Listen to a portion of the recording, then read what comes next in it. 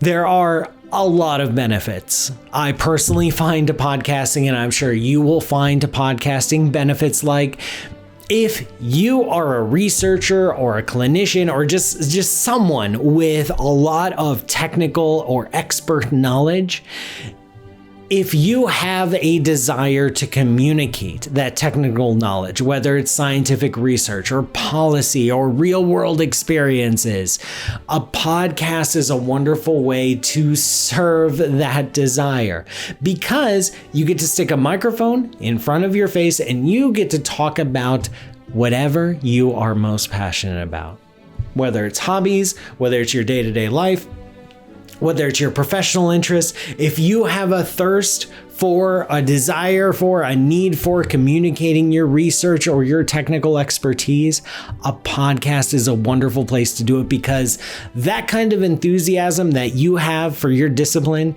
is impossible to fake.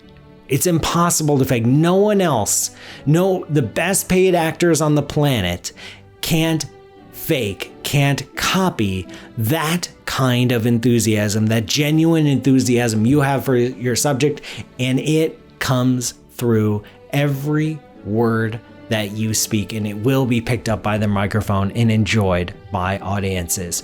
Another benefit of hosting a podcast is that it's a great avenue for practicing raw presentation skills. You'll be likely, if you're creating a podcast solo, you'll be alone in a room, maybe with the lights out, nobody's watching, no one's paying attention. It's just you, a microphone, and some notes in front of you. And so as you do it again and again, and you record a half-hour episode, and then another half hour, and then another half hour, and then another half hour, and soon enough, the hours have been racked up of you being comfortable in front of a microphone and speaking to an audience.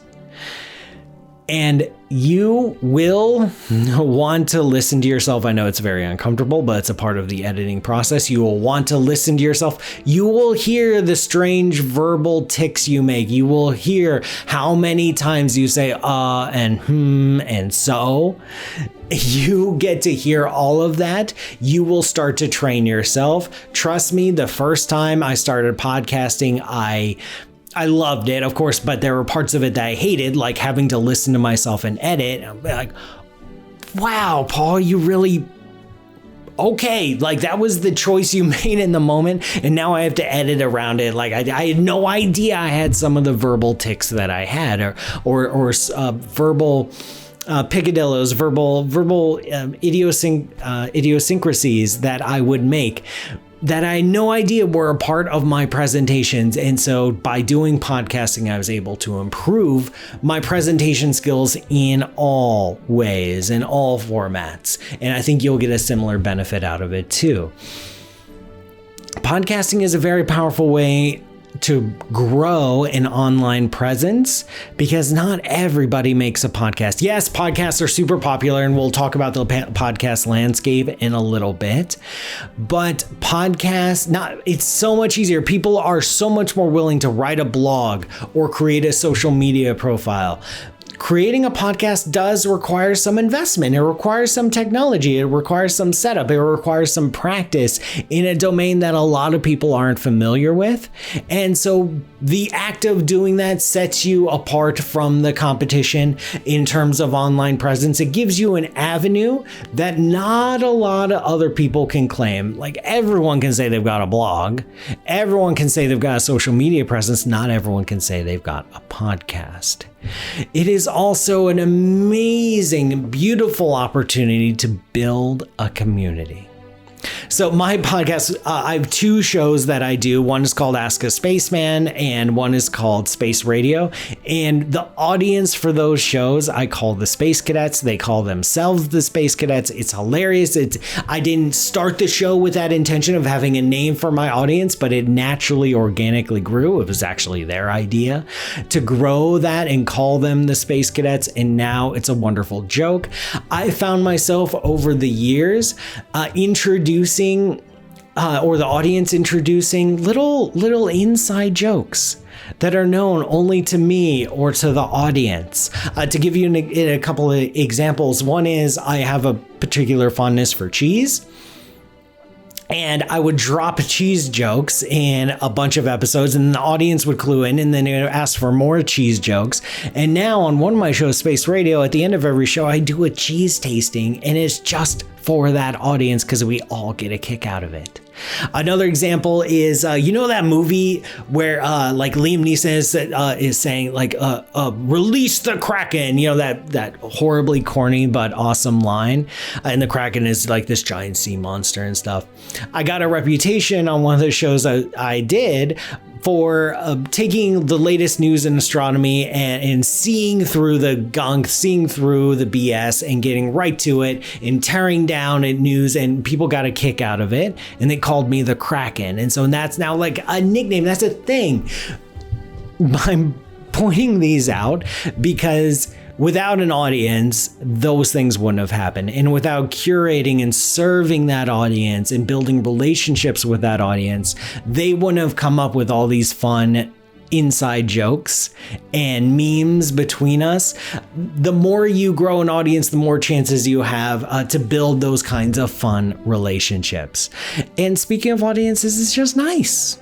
It's nice to have fans. It's nice to have people who want to hear your voice. It's nice to, I can't express how lovely it is to get an email from someone saying, "Oh, I listened to this episode and it finally clicked. This thing I was wondering about physics, you finally helped me understand it. I listen to your show every week with my kids and we make a family activity out of it." Like, that's awesome to hear. That feels good. That makes me proud of myself. Like, I feel like I'm actually doing something important in the world.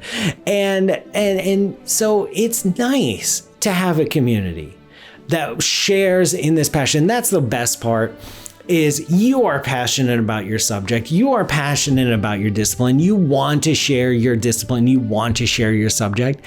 Finding people who are just as passionate about it as you, if not more so, and can't wait for the next episode to hear more about it, that is really cool stuff. That is definitely a benefit that sticks with you for a very long time. There's more. There's an opportunity when you do podcasting to carve your identity out as a thought leader. So a thought leader is someone who in a particular discipline or particular domain is really leading the way, is the one with creative ideas and new ideas and innovative ideas and is pushing things forward. This can apply both professionally among the circle of your colleagues and also in the public eye. Your field or discipline may not be all that well known amongst the public, but you get out there and you start talking about it, you create a podcast, people hear about it, listen about it, and get excited about it. They see you as a leader. I am not a leader, a global leader in astrophysics. Maybe some people think I am, but I don't consider myself a leader. But people who listen to my podcast think I'm like the best astrophysicist in the world. Why? Because I'm their access point. I'm their gateway to the world of astronomy and space and astrophysics. And you can be too. You can be seen as a leader. And then people inside your discipline will see you as a pioneer, as a communicator, as someone who cares about communities and audiences and growing the field. You have an opportunity through the creation of a podcast to become a thought leader. And it is totally self-serving, an opportunity to promote yourself.